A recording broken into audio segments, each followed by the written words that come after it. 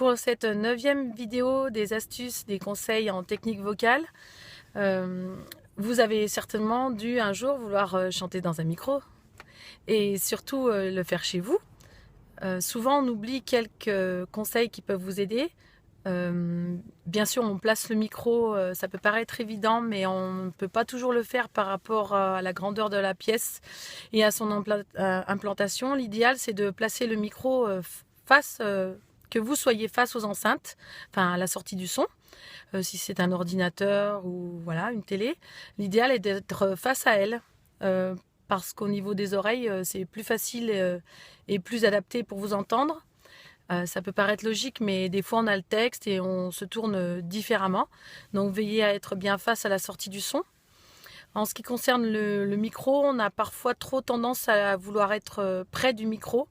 On veut souvent trop bien faire les choses et finalement on ne s'attache pas assez au son qu'on produit soi-même.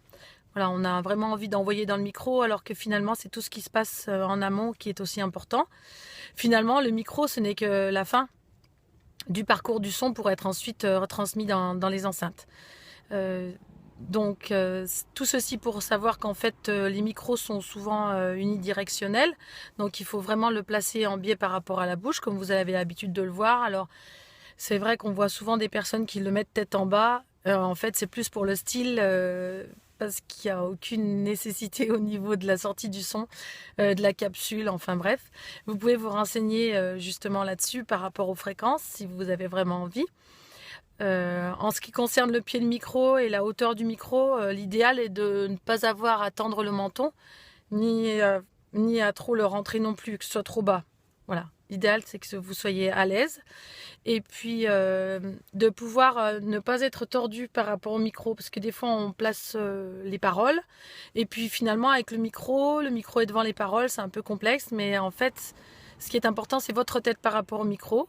Et surtout, de ne pas avoir à tourner la tête. Parce qu'on sait que quand vous tournez la tête et que vous chantez, vous avez tendance à vriller les cordes vocales qui sont deux muscles. Et quand vous êtes tourné d'un côté, ils ont tendance à se plier toujours du même côté et peut-être à créer des altérations plus tard. Voilà, bon chant!